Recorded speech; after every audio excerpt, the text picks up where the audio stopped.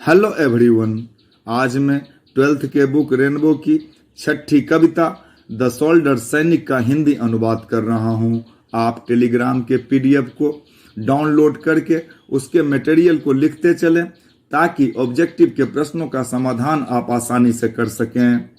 इस हिंदी अनुवाद को भी एक से अधिक बार सुनने का प्रयास करें ताकि बिहार बोर्ड में पूछे जाने वाले प्रश्नों तथा व्याख्या के प्रश्नों का उत्तर आप आसानी से कर सकें। सो लिसन केयरफुली, अतः ध्यान पूर्वक सुने। द सोल्डर सैनिक, रूपर्ट ब्रूक। यह रूपर्ट ब्रूक के द्वारा लिखा गया है। यह देशभक्ति की बात करता है। यह कविता एक सैनिक की देशभक्ति की बात करता है। कवि खुद ही सैनिक हैं और देशभक्त हैं। उन्होंने ही कविता का सृजन किया है। खुद भी उन्होंने प्रथम विश्व युद्ध में भाग लिया था। थोड़ा सा ध्यान से सुने। रूपर्ट ब्रूक 1887 to 1915, अर्थात रूपर्ट ब्रूक का जन्म 1887 ईस्वी में तथा इनका निधन 1915 ईस्वी में हुआ। Was born in a well to do academic family, जिनका जन्म एक जाने माने शिक्षित परिवार में हुआ था। His father was house master at Rugby School, उनके पिताजी एक रग्बी स्कूल में निरीक्षण करता थे। Where Rupert was educated before going to King's College Cambridge, जहां रूपर्ट ब्रूक को किंग्स कॉलेज कैम्ब्रिज जाने से पहले शिक्षा दीक्षा दी गई। W.B. Yeats, the famous poet, described him as the handsomest young man in England। जो W.B. Yeats हैं, एक महान कवि हैं। उन्होंने कवि को, रूपर्ट ब्रूक को, इंग्लैंड का सबसे सुंदर जवान व्यक्ति बतलाया।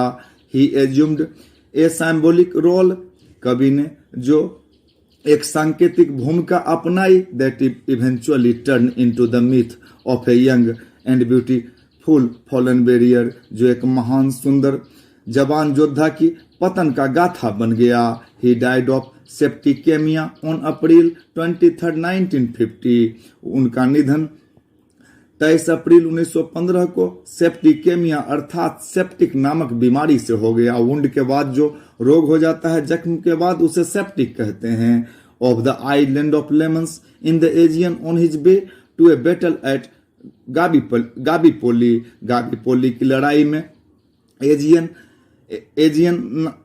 के लेमन्स द्वीप पर उनका निधन हो गया। Brooke is remembered as a war poet who inspired patriotism in the early phase of the First World War।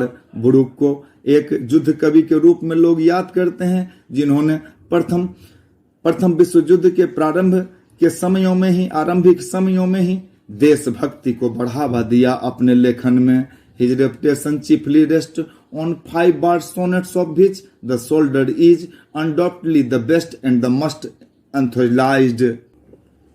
उनकी ख्याति मुख्य रूप से 5 सोनेट्स में सिमट जाती है, 5 कविताओं में सिमट जाती है, जिनमें सैनिक बेशक सबसे अच्छा और सबसे ज्यादा संकलित किया गया है। सोनेट का अभिप्राय, a poem that consist 14 lines, the first 8 lines is called octave and the last 6 line is called sestet is totally called sonnet, अर्थात 14 पंक्तियों वाली कविता सोनेट कहलाती है, जिसके प्रथम 8 लाइन ऑक्टेव कहे जाते हैं तथा जो बचे 6 लाइन बच जाते हैं, 6 लाइन बच जाते हैं, उन्हें हम सेस्टेव कहते हैं। थोड़ा ध्यान से सुने।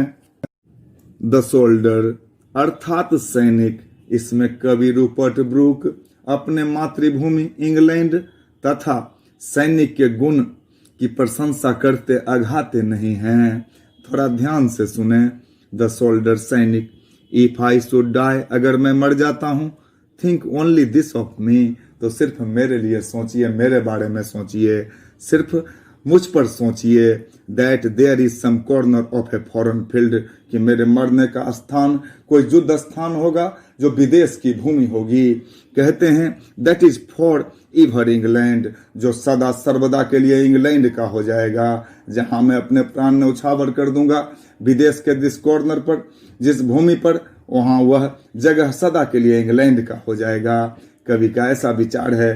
कहते हैं कि मैं मरूं तो मेरे बारे में सोचिए कि मैं लड़ते मरूं, वो भी विदेश की भूमि पर, और वो भूमि किसकी हो जाए, तो इंग्लैंड की हो जाए। कहते हैं देयर शैल बी, वहां क्या है, उस देश में क्या है, तो इन दैट रिच अर्थ, वह पृथ्वी समृद्ध है, वह पृथ्वी अमीर है, समृद्ध है। कहते हैं कि उस समृद्ध पृथ्वी में रिच डस्ट कंसील्ड, मेरे जैसा सैनिक कंसील्ड है, छुपा हुआ है, उसी में विलीन हो जाता है, उसी की मिट्टी में, डस्ट में चला जाता है। कहते हैं यहाँ कवि बतलाते हैं रिचर्ड डस्ट से इंग्लैंड को तुलना करते हैं, इंग्लैंड की तुलना करते हैं, तथा डस्ट से सैनिक की तुलना करते हैं। अब बतलाते हैं ए डस्ट, एक सैनिक, मेरे जैसा सैनिक, ए डस्ट होम इंग्लैंड बोर्ड, जिसे इंग्लैंड ने पैदा किया। अपने देश की प्रशंसा करते हैं, कहते हैं इंग्लैंड ने मुझे जन्म दिया, सेव्ड, बड़ी सी आकृति दी, मानव की आकृति दी, मेड अवेयर, और सक्षम बनाया प्रत्येक कार्यों के लिए, हर एक कार्यों के लिए शक्ति दी, सक्षम बनाया, कैपेसिटी प्रदान की। हमारी मातृभूमि ने मुझे सब कुछ दिया। कवि का विचार ये है।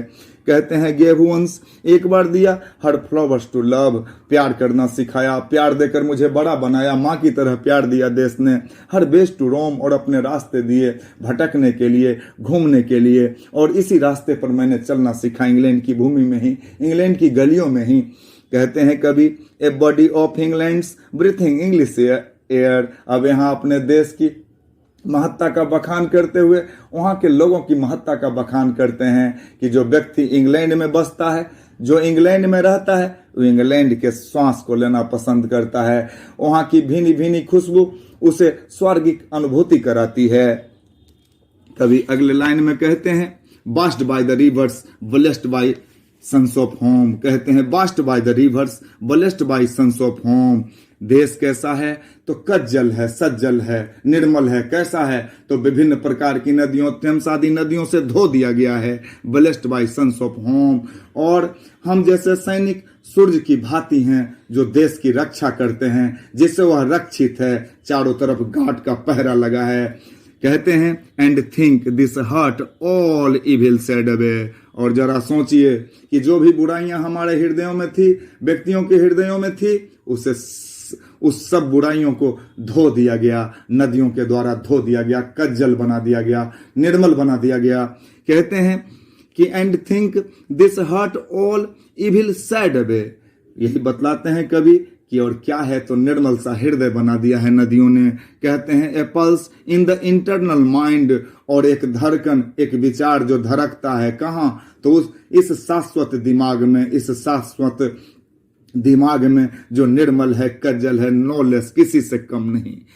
Gives somewhere back the thoughts by England given. और क्या करता है, जब यह शाश्वत अनंत विश्राम में चला जाता है, तो इंग्लैंड में दिए गए विचारों को पुनः और पुनः स्मरण में लाता है। कवि का विचार है कि जब इंग्लैंड के सैनिक मर जाते हैं, तो स्वर्ग में भी अपने देश के द्वारा दिए गए शुद्ध विचारों को निर्बलता पूर्वक विचार करते हैं। कहते हैं हर साइट्स एंड साउंड, जो देश की दृष्टि है या आवाज है, ड्रीम्स हैप्पी एज हर डे, दिन को सुखद और मंगलकारी बनाता है, स्वप्न के जैसा बना देता है। कहते हैं and laughter learn of friends and gentleness. और उस देश ने मुझे सब कुछ सिखाया, चलना सिखाया, कवि ने कहा प्यार करना सिखाया, कज्जल बनाया, वहीं मैं पैदा हुआ, उसी के डस्ट से बना, मैं खुद डस्ट बन गया। वह रिचर्ड डस्ट है और सैनिक डस्ट है। अब कहते हैं लाफ्टर, खिलखिलाना सीखा, मुस्कुराहट सीखा, लंच ऑफ फ्रेंड, अपने दोस्तों के साथ, अपने दोस्तों की मंडली में बैठकर मैंने मुस्कुराहट, खिलखिलाहट करना सीखा, खिलखिलाना सीखा। कहते हैं जेंटलनेस, और वही भद्रता सीखी उस देश में भद्र लोगों को देखकर।